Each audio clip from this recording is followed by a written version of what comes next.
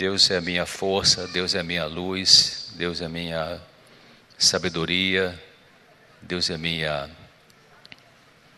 capacidade, Deus é a minha justificação, a minha salvação, meu caminho, minha vida, minha verdade.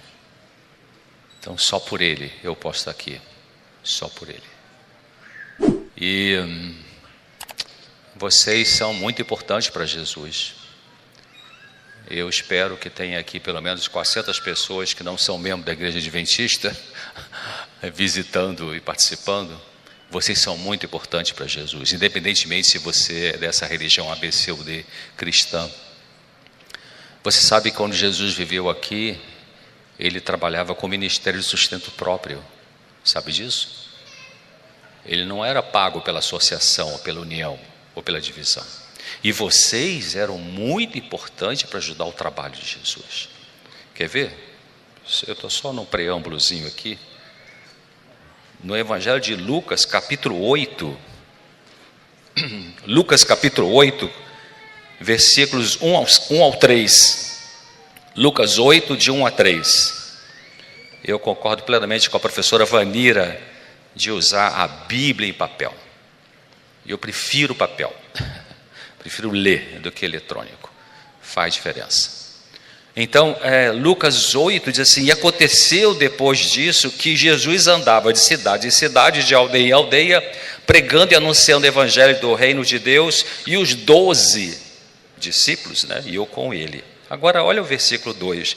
E algumas mulheres que haviam sido curadas de espíritos malignos e de enfermidades, Maria, chamada Madalena, da qual saíram 7 demônios, e Joana, mulher de Cusa, procurador de Herodes, Susana e muitas outras que o serviam a Jesus com seus bens.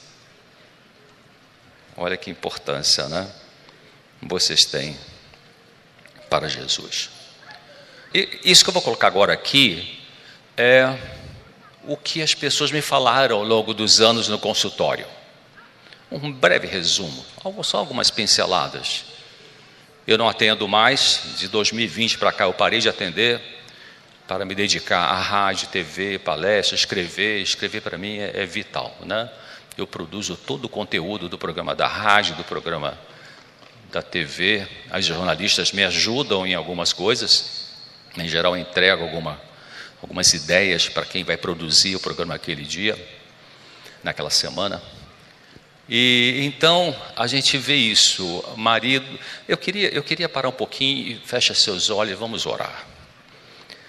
Pai querido, nosso Criador, nós oramos em nome do Senhor Jesus e acreditamos na sua palavra, quando ela disse, por exemplo, que quando reuníssemos 2 ou 3 em seu nome, o Senhor estaria ali. Então, muito obrigado por sua presença, é tudo que a gente precisa, é a sua presença, pelo seu Espírito prometido pelo Senhor, o Consolador, o Iluminador, a sabedoria personificada. Ilumina nossa mente. Nós nos dispomos a deixar a mente aberta agora para ouvir o que o Senhor quer dizer. Então, muito obrigado pela sua presença. Perdoa os nossos pecados, em nome de Jesus, amém. Então, o marido trabalha fora e elas ficam em casa, algumas têm solidão. Com quem você vai se abrir? Tem gente, eu já atendi na minha carreira como psiquiatra, atendi gente com homem e mulher, com 50 anos, 55, 68, e chegou no meu consultório e falou assim: olha, doutor César, isso que eu vou te dizer, eu nunca disse para ninguém. Cara, passou 5 décadas com o negócio engasgado aqui. Então, qual o sentido da minha vida? Ser esposa é um privilégio, ajuda o marido. Algumas falam isso, outras podem falar outra coisa. Depende do marido, A importância da maternidade. Não tem problema se você não quer ser mãe, quer ficar solteira, você vai estar mais livre para trabalhar para Jesus com mais full time, Mas é uma coisa linda a maternidade, coisa assim maravilhosa, em vários sentidos. Cuidar da sua saúde mental, quando procurar ajuda, vou voltar a falar sobre isso, que há um exagero hoje em relação a isso também. Até que ponto você pode ajudar o esposo que não admite que precisa ajuda? Eu continuo recebendo e-mails, pessoal que entra no meu site, drcesar.com, e ali manda perguntas. Olha, eu respondo, mas por favor, tem que esperar, porque é muita gente. E agora está tendo a guerra espiritual é pesada, viu, gente? A guerra espiritual é pesada. Se a sua vida está um mar de rosas, tem alguma coisa errada. Quinta-feira bateram por trás do meu carro lá em Jacareí. Viajei em janeiro, estourou o cano d'água, em vez de pagar menos que R$100 na conta, foi para 1.900. Pedi uma revisão. E outras coisinhas que eu não vou falar aqui. A guerra é pesada. Precisamos nos agarrar ao Senhor Jesus, à sua palavra, porque o que vem pela frente será pesado, queridos. Não vem tempo bom pela frente. Então, precisamos dessa força, né, divina. Então, até que ponto você pode ajudar o esposo que não admite que precisa de ajuda? São perguntas que as pessoas levantam, né, que as esposas no consultório levantam. Como manter a sua saúde mental com sofrimentos na família? É possível? Sim, é possível. É possível você encontrar em Jesus Cristo serenidade apesar do conflito. Tem um texto de Ellen White que ela fala que Deus nos coloca, às vezes não consegue eliminar o sofrimento, não é porque ele não tem poder para isso, mas tem uma série de dinâmicas, de explicações, mas ele coloca você acima da aflição. Eu gosto muito de Salmo 119:50, que diz: o que consola na minha angústia é que a tua palavra me vivifica, me dá vida. Nada como a palavra para te dar força, luz, nada como a palavra de Deus. Então, vamos pensar um pouquinho em respeito por você. Que algumas de vocês conseguem ter isso muito bem, legal, parabéns, mas algumas de vocês não conseguem ter isso. E por que não consegue? E como conseguir? Então, vou falar um pouquinho. Bom, é possível aprender a gostar de si. É possível, você pode aprender. Com qualquer idade. Aprender a não se depreciar. Aceitar defeitos físicos ou falta de beleza física sem se diminuir por isso. É um avanço muito grande isso, viu? Muito grande na sua paz interior. Então, nós temos que evitar dois extremos. Essa autora que eu gosto muito, Ellen White, ela cita no livro Mente de Caráter que temos que evitar dois extremos. Ela coloca um parágrafo inteiro explicando isso, que um extremo é a pessoa que se despreza e outra pessoa narcisista, que se exalta. Sempre que você vê aqui na frente, eu dou uma sugestão para você, seja fazer o que for, anunciar um hino, cantar, entregar um prêmio, pregar. Sempre que você vê aqui na frente, pense numa coisa: saia da frente para Jesus aparecer. Porque o que as pessoas precisam é de Jesus Cristo. É dele. Ele é a fonte de força para a gente viver. Então, a saúde está no meio. Você não vai se desprezar e você também não vai se exaltar. Os extremos são parecidos, viu, gente? Em certo sentido. Então, autodesprezo pode acontecer com autocríticas severas, constantes, não ser o que você queria ser ou não conseguir fazer coisas. Você foi depreciada talvez ou criticada por qualquer erro que cometia na infância. Algumas mães não tiveram essa sabedoria, alguns pais não tiveram essa sabedoria, e qualquer besteirinha que você, sei lá, às vezes você entornou o copo de leite na mesa e a mãe estava mais preocupada com a toalha que ela ganhou, que veio de Portugal, da bordadeira de Portugal, do que do que com você como filha. Então dá uma bronca danada: você molhou minha toalha, isso aqui e tal, eu sou desastrada e tal. E daqui a pouco eu vou mostrar um texto que mostra Por que a gente fica meio torto emocionalmente? Em função do que a gente introjeta na nossa cabeça, do que falam para a gente.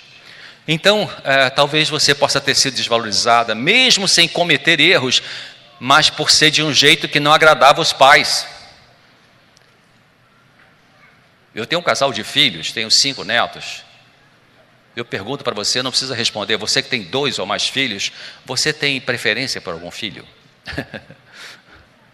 Não, eu amo tudo igual. A gente ama igual.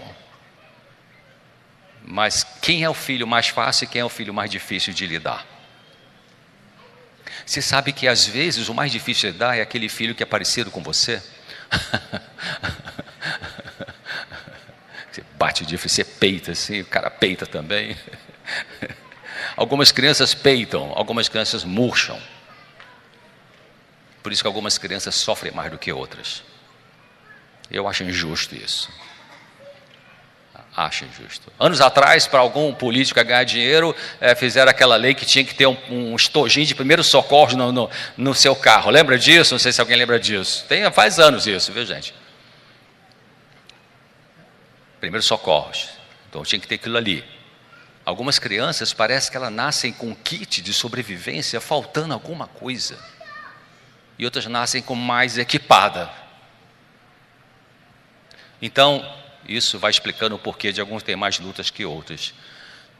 Você pode ter aprendido a se ver negativamente como alguém menos que os outros. Porque quando seu pai e sua mãe erravam com você, quando eu errava com Pablo, meu filho, com Thaís, minha filha, a tendência do filho, quando o pai e mãe erram, seja gritando, dando uma palmada com raiva em vez de com disciplina, enfim, a tendência da criança é ela olhar, tem alguma coisa errada comigo, eu sou uma pessoa errada, por isso que meu pai, por isso que minha mãe fez isso comigo.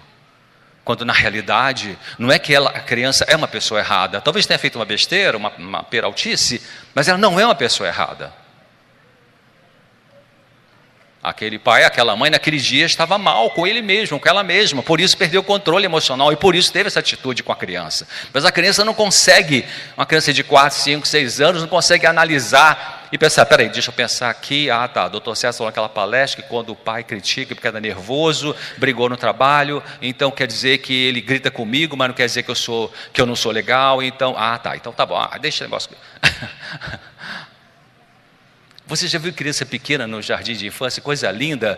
Às vezes tem a conversinha deles, fala assim, minha mãe é mais bonita que a sua. Não tem isso? Meu pai pula mais longe do que o seu. Então a criança idealiza o pai e a mãe. Então imagina na cabecinha de uma criança que idealizou o pai e a mãe como super-heróis, esse pai e a mãe dão um tapona, um grito, e eu vi isso no supermercado, quando vejo eu fico assim, cara, não é possível. Nada justifica uma agressão física, queridos. Mas você não, doutor César, você não conhece essa mulher, tem 2 trabalhos, tem um marido que é alcoólatra, enfim, cortaram a luz porque o cara não pagou, e essa criança ainda vai no mercado e pede para comprar um negócio, como eu via, um garotinho dócil, mamãe, compra isso para mim, cala a boca, só com 10 pedras em cima. Ei, vai se tratar. Os seus filhos não têm culpa do que você sofreu no teu passado. Com teu pai, com tua mãe. Então, como você educa seu filho? Deixa eu dar, aqui a moeda que tem 2 faces, né? Porque tem gente aqui que é solteiro, ou que não tem filho e tal, não quer ter, não tem nenhum problema, tá? Mas como seus pais lidaram com você? Dá uma pensadinha um pouco nisso. Daqui a pouco a gente vai ter uma pequena dinâmica, vocês vão pensar um pouquinho mais. Será que Ellen White, eu vou colocar tudo na tela, porque isso aqui é o texto dessa autora, Ellen White, inspirada por Deus. Ela falou que a disciplina dura demais, a crítica em demasia, leis e regulamentos desnecessários levam a criança a ter desrespeito pela autoridade, rebeldia e algum tipo de doença mental. Quer dizer, o tiro sai pela culatra. Porque como pais, nós podemos errar por negligência, por superproteção e por rigidez. Basicamente são os 3 grandes erros que a gente comete. Eu acho que o meu erro da minha esposa foi mais para o lado de superproteção. Parece. Algumas vezes eu fui rígido. Mas a coisa melhor da minha vida é quando já eles ficaram grandes e a gente conversou sobre isso, assim, em família. Aí minha filha e meu filho, lembra, pai, aquele dia que eu fui cortar um pedaço de queijo e você não sei o que e tal. Eu fiquei mais preocupado com o queijo do que com eles. E aí fiquei duro com ele. Aí eles a gente conversando sobre isso, depois de uma certa idade deles, aí me perdoaram. Tá? Essa coisa mais maravilhosa para mim, que me perdoaram, estou perdoado. Então pronto, que alívio, né? Mas machucou. Então, Ellen White diz no Orientação da Criança 147, 148, sorriem, pais, sorriem, professores. Se seu coração está triste, não permita que sua face revele esse fato. Deixe que a luz de um coração amante e grato ilumine o semblante. Desça de sua dignidade de ferro. Adapte-se às necessidades das crianças e faça com que elas os amem.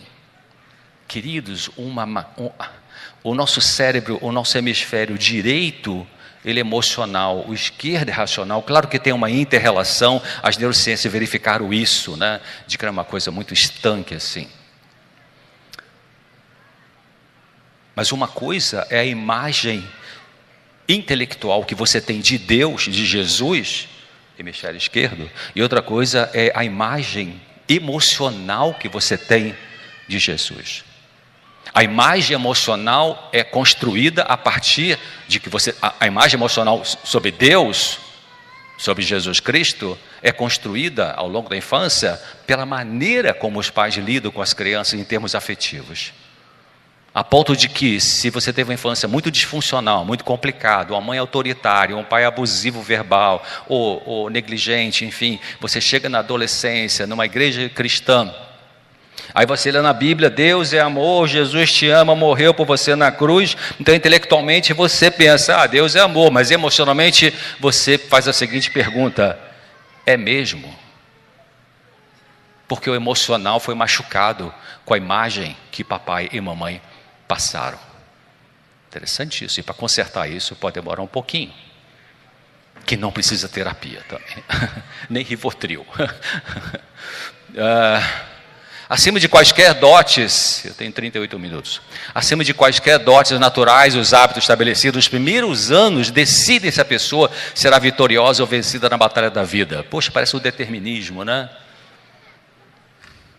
Queridos, nesse sentido, alguns cientistas da psicologia estão certos quando eles dizem que quando você atende no consultório um adulto que vai lá porque está com sofrimento emocional, nós estamos lidando com as cicatrizes.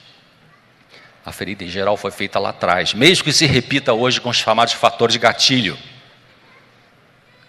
Então, o Dr. Jerome Kagan, um psicólogo da Universidade de Harvard, esse é um livro muito interessante. A minha filha que comprou, e eu vi na casa dela, comprei anos atrás, e li da Susan Cain, O Poder dos Quietos, como os tímidos e introvertidos podem mudar o mundo que não para de falar. Muitas vezes besteira, né?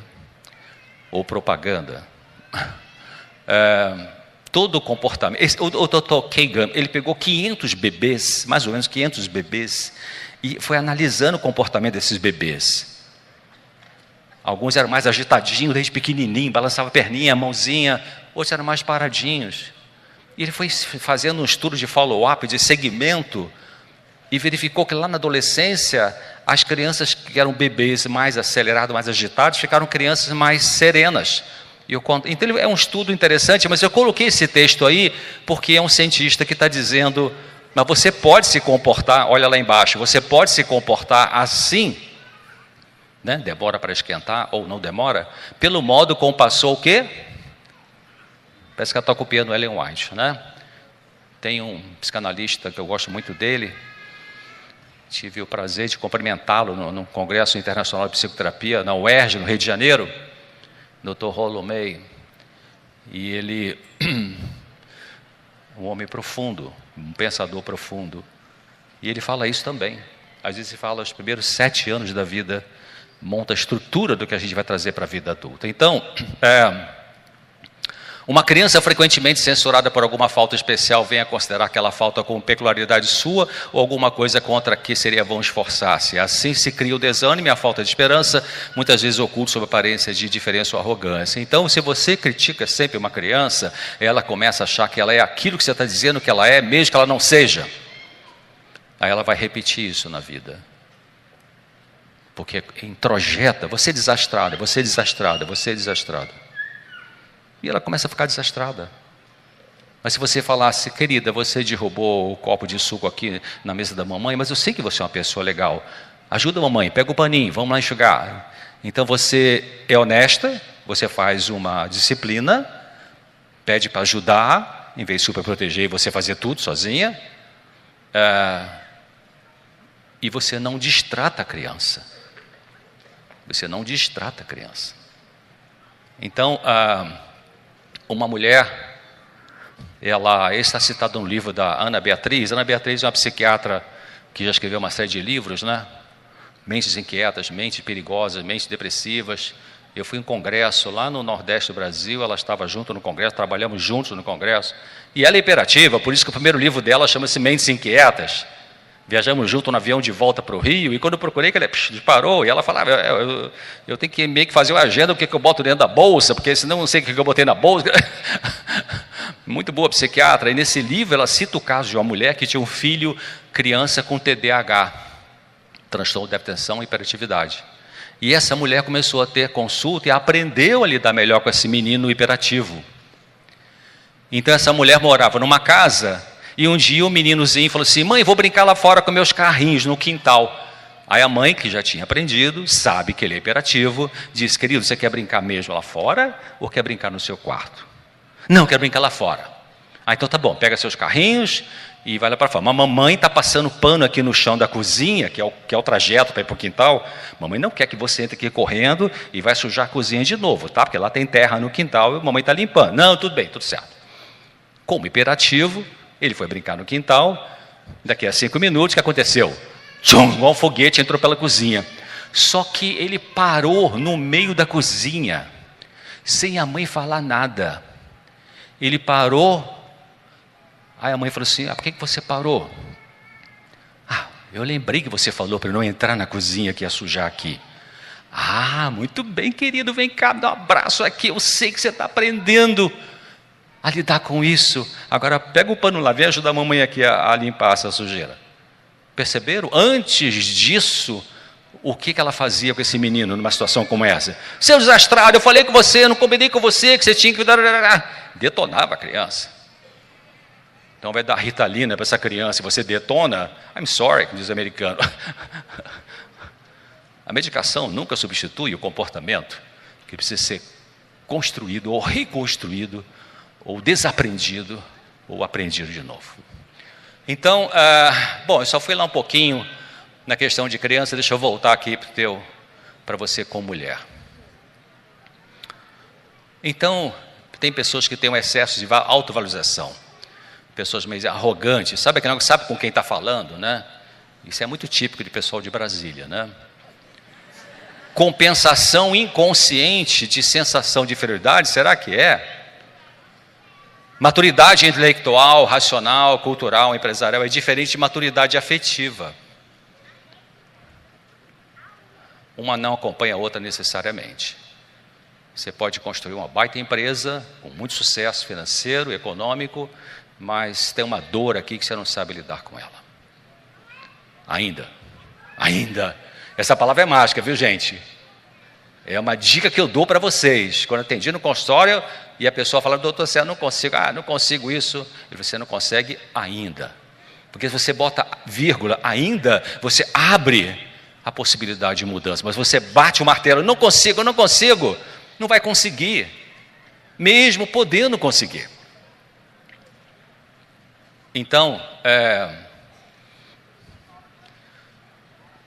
importante evitar a arrogância, baixar o facho, como se diz, né? Evitar a desconsideração para com as próprias vitórias e avanço na vida. Alguém te diz, parabéns, você passou naquele concurso. Qualquer um passa. Que legal essa blusa aqui. Comprei no brechó. Você, sabe, seu cabelo está bonito. Eu só dei um laquezinho aqui. Ele está sempre se depreciando. Gente, isso não é humildade. Humildade não é você se depreciar. Humildade não é você se depreciar.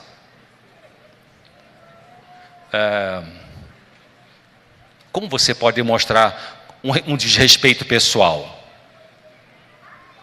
não sentir bem com você, não gostar de você, não pensar em amar você. Eu amar a mim mesmo? Ai, que droga. Se depreciar por sua aparência, não suportar seu físico, se achar estúpida, incompetente, sem talento. Anos atrás, eu fico rindo porque o tempo passa tão rápido, né? Mas anos atrás não tinha e-mail, viu, gente? Você não estava vendo ser dessa época. E eu estava no consultório, já escrevi para a Vida e Saúde, aí vinha carta da CPB para mim, e no intervalo de uma consulta para outra eu carregava pedra, ou seja, abria a carta, aí lia e respondia, digitando, cara, na máquina e tal. Que avança tecnológico, um e-mail, né? E um dia chegou uma carta de uma moça, ela mandou uma foto, e ela falou assim: doutor César, eu não gosto de mim, eu sou horrível, olha só, mandei até foto para o senhor ver como é que eu sou feia e tal. Tadinha, eu olhei a foto e falei assim, cara, ele é feia mesmo. E agora, o que é que eu faço, né? Fiquei num dilema ali, o que é que eu faço com isso agora? Como é que eu vou ser verdadeiro e ajudar? Aí fiquei ali, parei, olhei para a foto, olhei para a carta, olhei para a foto, Senhor, o que que eu faço? Então, sabe... Aí a letra dela, a coisa mais linda do mundo, uma letra belíssima.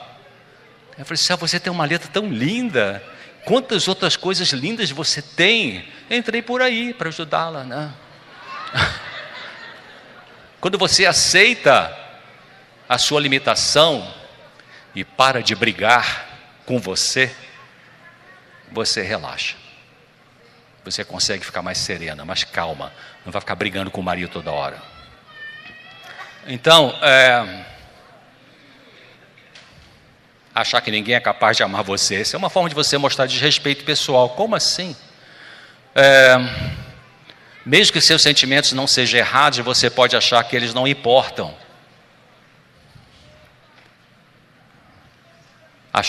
Você se desrespeita quando você acha que as suas necessidades não são importantes, e você pode ter vergonha dos seus desejos, o quê? Sadios. Preste atenção. Vergonha dos desejos sadios, porque se você tem desejo que não é sadio, tem que ter vergonha mesmo. E não passar panos quentes na sua mão. E conhecereis a verdade, e a verdade vos libertará. Se a gente pegar essa frase de trás para frente, qual é a verdade que Deus está mostrando para você sobre seus defeitos de caráter, que você precisa enxergar para que Ele te cure disso? Então você tem que desejar a verdade. Às vezes a gente não deseja a verdade, porque a verdade vai mostrar coisas que são difíceis a gente mudar. Fazer terapia não é fácil, queridos. Porque fazer terapia é o quê? Se sentar para buscar a verdade. Algumas vezes eu falava para meus pacientes, assim, pegava um livro e falava assim, olha, aqui é como espelho. Você está aqui, nós estamos conversando, é como espelho. Eu estou tentando te ajudar para você se ver. Como é que você funciona? Para você ver o que precisa corrigir, o que precisa permanecer. Então, vestindo, você pode se desrespeitar, vestindo um belo vestido, com um belo penteado, vivendo numa casa boa, com bom emprego, gabando-se das suas realizações, mas tudo isso podendo ser uma máscara que esconde um desamor.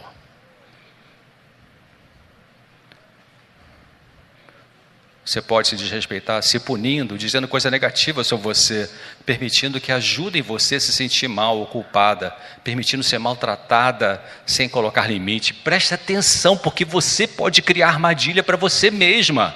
Está no grupinho na porta da igreja ou na porta do trabalho, e aí alguém comenta uma coisa negativa. Você viu fulano como é que é fofoqueiro e tal? Aí você, eu também sou meio assim. Tal. Você começa a se expor daquilo que é uma luta dentro de você, daquilo que é realmente um problema que você tem e precisa corrigir. Você não tem que expor isso para as pessoas, porque tem pessoas que não sabem lidar com a verdade, tem pessoas que não sabem lidar com aquilo que você vai abrir. Não abra seu coração com qualquer um, queridos, pelo amor de Deus, não faça isso. De preferência, e alguém do mesmo sexo. Primeiro ponto.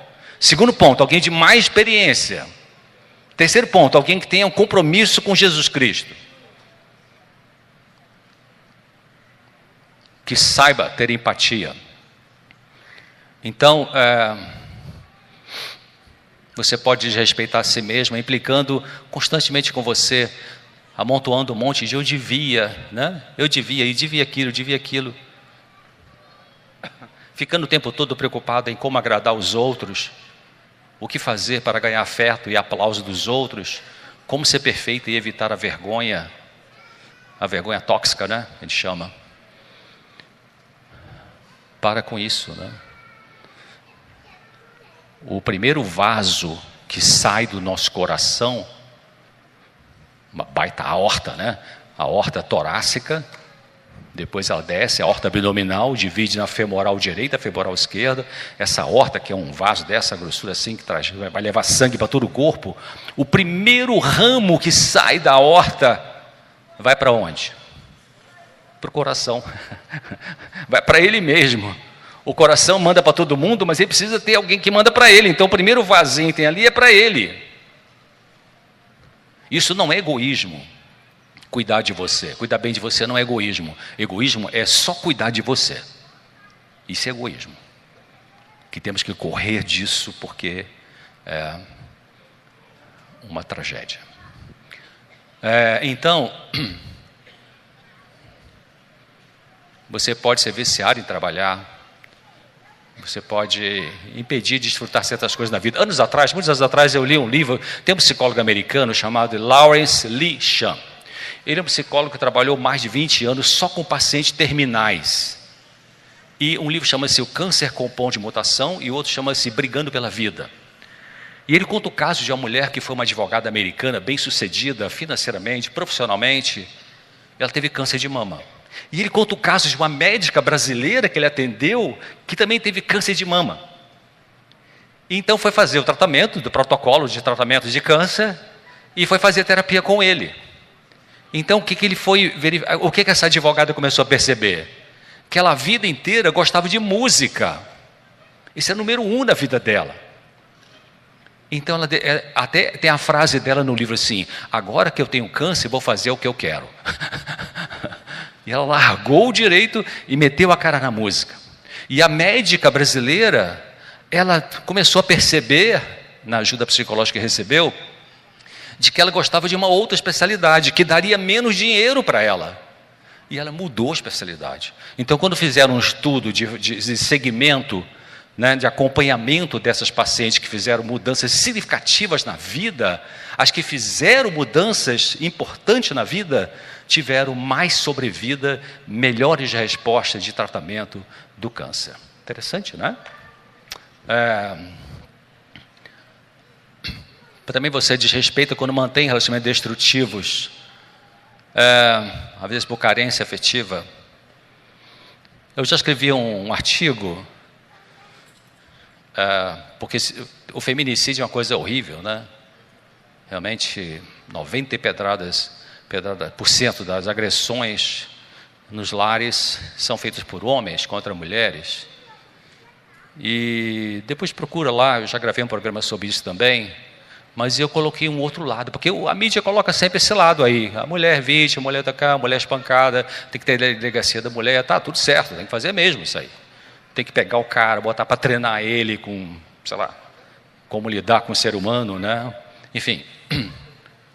Mas um dia eu perguntei assim: você já ouviu falar em alguma delegacia do homem? Porque tem mulher agressiva. A goleiro da seleção de futebol americana, mulher agressiva. Eu li uns textos, uma tese de doutorado de uma, não sei se é enfermeira ou psicóloga de Goiás, belíssimo texto. E outras pessoas. Então, e aí para alertar as mulheres, eu escrevi esse texto e gravei esse programa, assim, quais são os sinais de um homem violento? Para você abrir os olhos, porque muitas vezes a garota jovem começa a se apaixonar por um cara que dá inícios em sinais de violência. Por exemplo, não deixa ela sair com ninguém, só com ele. Proíbe ela de estar com o parente dela. Os colegas dele dizem que quando ele fica nervoso, ele soca a parede. São informações, mas às vezes a menina está tão apaixonada que ela passa por cima dessas informações e daqui a pouco o cara vai tentar matá-la. Porque ela não quer, aí ela descobriu que o cara é violento, ela quer sair do relacionamento, o cara não aceita porque ele é um doente mental, tem um transtorno de personalidade, né? A doutora Evelise lida com esses casos de direito, né? Então, cuidado. Paixão não é amor, queridas. Sexo não é amor. Paixão é uma emoção, mas o amor não é uma emoção. O amor envolve a emoção. A paixão tem muito que... Cabe a paixão, é legal. Eu casei apaixonado, que bom. Já tem de gente que não casou apaixonado, mas deu certo. E eu escrevi também um artigo muitos anos atrás que eu título assim, quando a paixão acaba, aí que pode começar o amor. Porque você bota o pé no chão, não fica mais na emoção só. Porque quando você se apaixona por alguém, você se apaixona pela imagem que você faz da sua cabeça de como você gostaria que aquele camarada fosse. E às vezes aquela imagem que você fez na tua cabeça por causa da paixão é bem diferente do que o camarada é na realidade. Que pode ser uma pessoa boa, mas que você vai precisar ajustar isso. Por isso que todo casamento, o meu livro eu começo lá, todo casamento é incompatível. No sentido de que duas pessoas diferentes, um quer sexo todo dia, outro quer sexo cada 15 dias, um gosta de praia, outro gosta de montanha, um gosta de ir na igreja segunda, quarta e sábado, outro não gosta da igreja, um quer ter 3 filhos, um quer filho nenhum. Então, como é que vai dar certo, cara? Vai dar certo por causa do amor, não por causa da paixão, não por causa do sexo, não por causa de filho, não por causa da religião. Perigoso falar isso, né? No sentido formal da palavra, não no sentido espiritual. Então, negligenciar seu corpo físico, né? Bom, vamos chegar para a parte melhor então. Como respeitar você? Eu tenho 30 minutos, como respeitar você? Primeiro, o autorrespeito baseia-se no que Deus pensa de você, não no que as outras pessoas falam de você. O Salmo 8, 3 a 5, vou colocar o Salmo ali. Eu já coloquei, é melhor te ler na Bíblia, mas para ganhar tempo, hoje estou perdoado, né? Quando olho para o céu que tu criaste, para a lua e para as estrelas que preparaste, que é um simples ser humano para que lembres dele, que é um ser mortal para que te preocupes com ele. No entanto, fizeste o ser humano inferior somente um pouco aos anjos, e de glória e honra o coroaste. Olha que coisa, querido, se você sabe, já vi pregador falar assim, nós somos trapos de imundícia, cita o livro, acho que é de Isaías, né? Alô, a Bíblia não está dizendo que você e eu somos trapos de imundícia, a Bíblia está dizendo que trapo de imundícia é quando você acha que você é o tal, o cara, a cara, aí você é trapo de imundícia, a pretensa justiça que nós não temos de nós mesmos, recebemos do Senhor Jesus gratuitamente, maravilhosamente. Então, eu vou fazer uma pergunta para você, presta atenção, quando eu terminar a pergunta, presta atenção qual a primeira frase que vai surgir na tua consciência, tá? Preparados? Preparadas? Você vai completar essa frase, não é pergunta, você vai completar essa frase, tá? Deus pensa de mim como uma pessoa... Tá? Escutei alguém falar especial, não precisa falar não, tá? Precisa falar. Talvez algumas de vocês podem ter pensado no quê? Especial, legal, filha de Deus. Mas talvez pode ter vindo assim, mais ou menos. Queridos, o autorrespeito baseia-se no que Deus pensa de você. O que Deus pensa de você? Sabe qual é a melhor resposta? É a cruz. Deus amou o mundo, amou você de tal maneira. Não tem outra pessoa que seja igual a você. Mesmo gêmea. Meu irmão mais novo tem 2 gêmeas, Letícia e Carolina, univitelinas. Mas uma tem um temperamento, outra tem outro. Então, como é que você pode respeitar você? Não construa seu respeito pessoal sobre bens, casa, no condomínio, não sei das quantas aqui, pessoas, né? E se esses bens e pessoas lhe fossem tirados da noite para o dia? A falência financeira teve que vender a sua mansão aqui na Lagoa Bonita e agora? Tem que morar numa kitnet ali no Universitários, acho que chama esse nome aí, né, o bairro. E aí? Autorrespeito deve ser baseado no fato de que Deus nos ama, mesmo sendo falhos, pecadores e limitados. Romanos 5:8 fala, né? Mas Deus demonstra seu amor por nós. Cristo morreu em nosso favor quando ainda éramos o quê?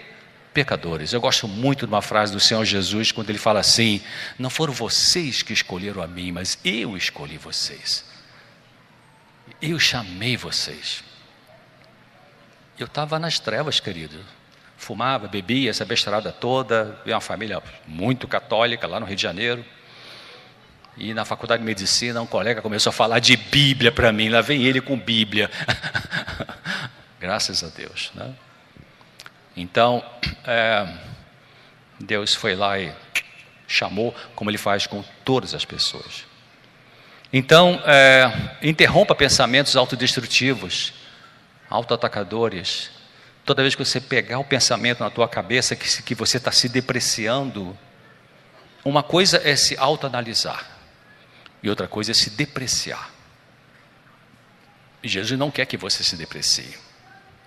Ele quer que você seja honesta, né? Pequei sim, Senhor, pequei. Então, você fez besteira, isso não faz de você uma pessoa fundamentalmente errada. Você não é uma pessoa errada. Pode ser machucada, o que é diferente de errada. Uma pessoa machucada por outros ou por si mesma, ainda pode amar a si mesma e se respeitar. E corrigir aquilo que você está fazendo de errado. Porque quando Jesus encontrou com aquela mulher que tinha transado com aqueles caras que ficavam acusando-a de prostituição, de adultério, o que Jesus disse? Eu não te condeno, vai e não peques mais. O Senhor não bota panos quentes no pecado, queridos. Mas eu consigo ler os versículos que não estão na Bíblia, nos Evangelhos, que eu consigo ler assim, quando Jesus falou assim: vai e não peques mais, mas deixa eu ir com você, senão você virou a esquina, já está fazendo besteira de novo. Sem Jesus, as relações humanas, o casamento, é só humanismo, com soluções frágeis.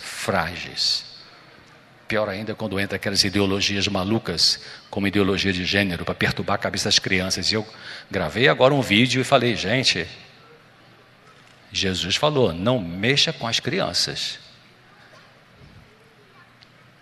Não mexa com as crianças. E ele falou assim: seria melhor que você amarrasse uma pedra, uma corda no seu pescoço e jogasse no fundo do mar. Estão mexendo com as crianças. Jesus vai cobrar. Então vamos andando ali. Quem você é nesse momento da sua vida é o possível para você, né? Eu vou botar outra frase ali. Olha essa frase. Se você entender essa frase, já vai ser um grande avanço. Atender assim, no sentido emocional profundo, né? A gente se torna aquilo que nos causa menos dor.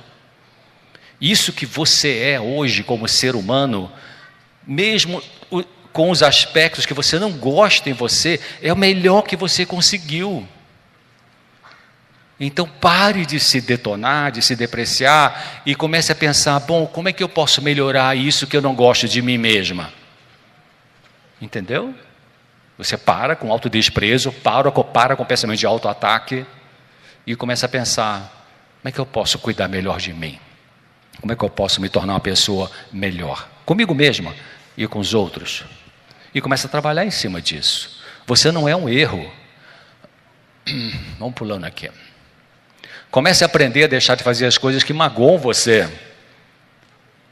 Já percebeu?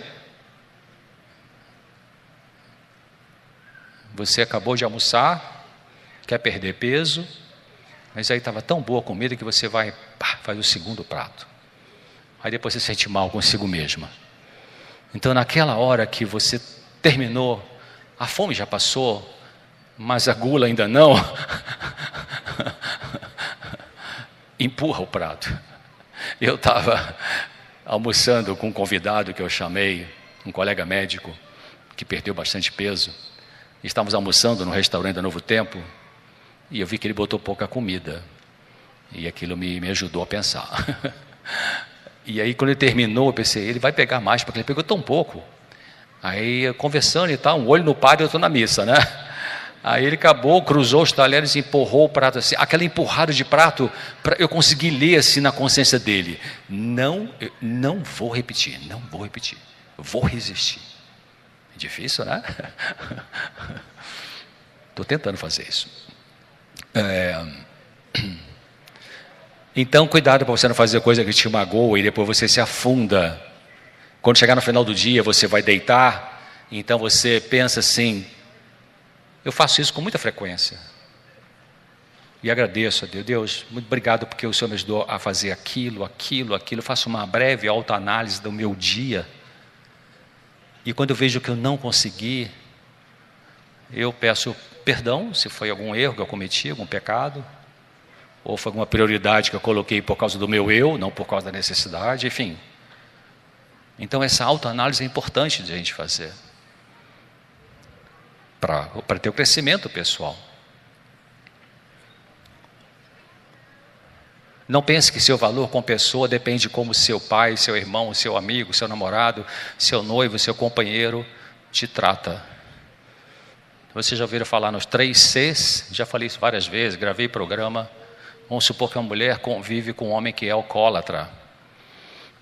E é muito comum essa mulher, ou o homem vivendo com a mulher alcoólatra, ter uma atitude comportamental chamada de codependência afetiva. A codependência afetiva é a maneira de você viver a vida do outro e deixar a sua de lado no sentido negativo, de autodesprezo. E também de querer controlar a vida do outro, que é impossível. Você consegue controlar a vida do outro. Então, quando esse marido que tem problema com algo, chega em casa alcoolizado, algumas mulheres têm a tendência de pensar assim, onde que eu estou errando? Será que eu tenho que dar mais sexo? Será que eu tenho que dar uma comida mais gostosa? Será que eu tenho que gastar menos? Será que... Não. Aí é importante ela pensar nos 3 Cs. Eu não causei isso, o alcoolismo dele, eu não posso controlar isso, e eu não posso curar isso. Então ele pode destratar você, não porque você não tem valor com a pessoa, mas porque ele tem uma doença chamada alcoolismo. O alcoolismo não é sem vergonhice, é uma doença. De cada 100 pessoas que ingerem bebidas alcoólicas, mais ou menos 14 têm essa doença. O fígado não produz uma enzima que metaboliza o álcool. Por isso que nem bombom com licor esse cara pode usar, porque senão vai disparar a compulsão. Eu não causei isso, eu não posso controlar isso, eu não posso curar isso. Vamos supor que seu marido não tem nenhum problema com álcool, mas é um cara estourado. Eu não causei isso, o temperamento dele, eu não posso controlar, eu não posso curar. Ou seja, a peteca está na mão dele. Não se desvalorize porque ele faz isso com você, como se você não tivesse valor, porque algumas mulheres... Uma vez eu atendi a mãe de um médico. Ela falou assim, no meio da consulta, estava com problema conjugal, eu falei assim, se eu faço tudo o que ele quer, por que ele não se torna o que eu quero? Percebeu essa frase? Se eu faço tudo o que ele, meu marido, quer, por que ele não se torna o que eu quero? Claro, a gente pode desdobrar isso em vários sentidos, mas desfissura desse homem. Casamento é uma das coisas da sua vida. Não é a vida. Pensa nisso. Talvez a mais importante, abaixo de Deus. Então, e quando você se desliga, procura na internet, desligamento afetivo com amor. Não tem um tempo, tem uma palestra só sobre isso. Desligamento afetivo com amor. Você aprende a se desligar como é que é a palavra? Das futucadas do outro, por causa da doença do outro. E você então se cuida melhor. Então você continua gostando, amando, tratando bem, mas você não mais compra a briga que não é para você comprar. Bom, então,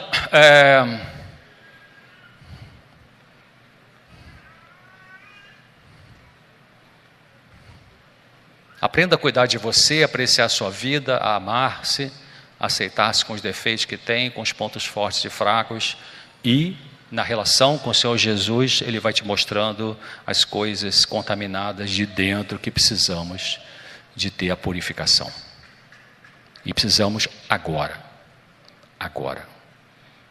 pelo que vem pela frente. A pressão, já falei, vai ser forte. E não basta ter o nome na igreja, você tem que ter o Espírito dentro, a força do Espírito, porque você vai ser testada, ou já está sendo, eu estou sendo. Enfim, a Bíblia nos mostra que devemos ser tratados respeitosamente por nós mesmos e pelos outros, mesmo tendo defeito de caráter. Como é que Jesus lidava com as pessoas? Ele era gentil com as pessoas, mesmo as pessoas mais chatas, mais cri-cri, mais neuróticas. Ellen White fala que Jesus usava métodos diferentes para lidar com mentes diferentes. Por isso que tinha pessoas que ele falava assim, o que diz a lei? E para você falava assim, vai e faça igual. Às vezes ele era cognitivo, às vezes ele era analítico. Depende da pessoa, depende do momento, depende da luta. Vamos encerrando. Qual a diferença entre as pessoas que têm respeito próprio e as que não têm?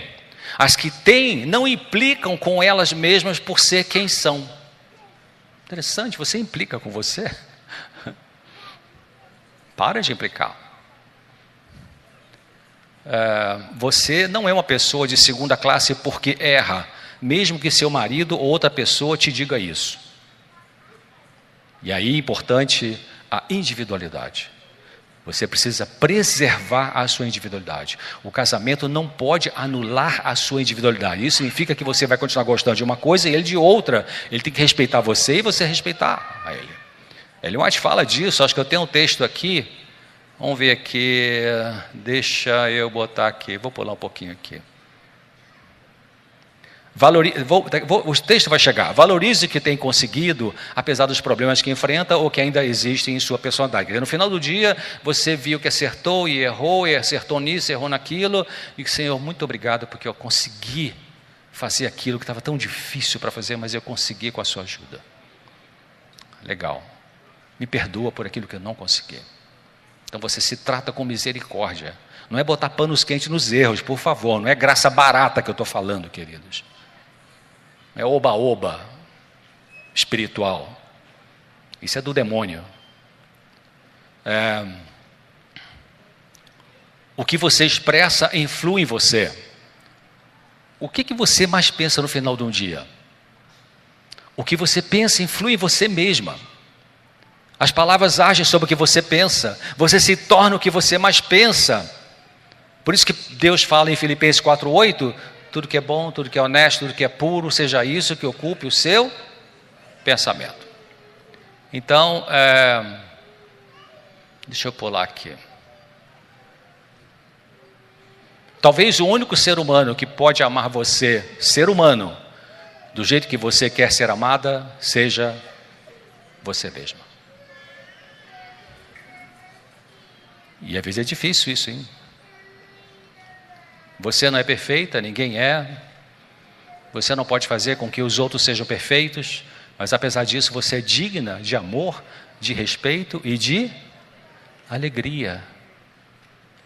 É interessante que Ellen White tem um texto que ela fala que Deus deu os preceitos da lei, o decálogo, para que obedecendo-os possamos ter alegria. Interessante isso, né? Que não é ausência de tristeza. Saúde mental não é a pessoa nunca ter tristeza, nunca ter angústia, não é isso. Saúde mental é quando a pessoa tem tristeza, tem angústia, ela não faz besteira.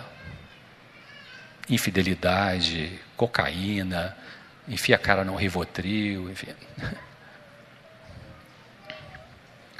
Elaine Aron é uma cientista americana, não tem tempo de falar sobre ela, tem um livro muito bom.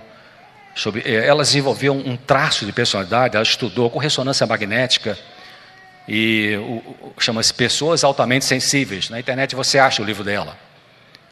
E eu tive um trabalho que eu fiz, certa parceria com ela, uma revisão de um filme que foi lançado nos Estados Unidos em português. Eu fiz a revisão da legenda em português. porque naquela época eu era o único psiquiatra do Brasil interessado nessa questão de pessoas altamente sensíveis. E ela fala, nobody is all bad. O que é isso? Traduzindo assim, bem ao pé da letra, ninguém é só mal. Ninguém é só mal. Aquele cara possesso que saiu lá das tumbas, Jesus viu ali o que aquele cara poderia se tornar em ele, Jesus libertando aquele indivíduo. Porque Satanás vai querer dizer que você é só má, só tem coisa ruim. Então esse é o texto que eu queria falar para vocês. Deus deu a cada um, homem e mulher, uma personalidade própria, uma individualidade. Todos devem agir por si mesmos segundo o temor de Deus. Mas ao mesmo tempo que vocês devem, no casamento, se unir em um só ser, nenhum de vocês deverá perder na do outro a sua própria individualidade. Deus é o dono da sua individualidade. A Ele você deve perguntar o que é direito, o que é errado, como poderei melhor cumprir o propósito da minha criação. Se teu marido entende ou não entende, aceita ou não aceita, Deus quer que você viva a sua individualidade, que não é teimosia, pelo amor de Deus, são princípios de conduta que a palavra diz para você ter. Bom, então a fonte básica, eu estou terminando um pouco antes. A fonte básica do autorrespeito, 1 João 4, 10 e 19. E o amor é isso, não fomos nós que amamos a Deus, mas foi Ele que nos amou e mandou o seu Filho para que, por meio dele, os nossos pecados fossem perdoados. Nós amamos porque Deus nos amou primeiro. Então, se você perdeu o amor pelo seu marido, não desista. Não caia pensando em alguém fora. Que aquele cara vem e começa a dizer, não, alguém lá fora vai te fazer feliz. Uma vez eu li um editorial de um jornalista, ele falou assim, eu já casei várias vezes, mas com a mesma mulher. Eu também. Então,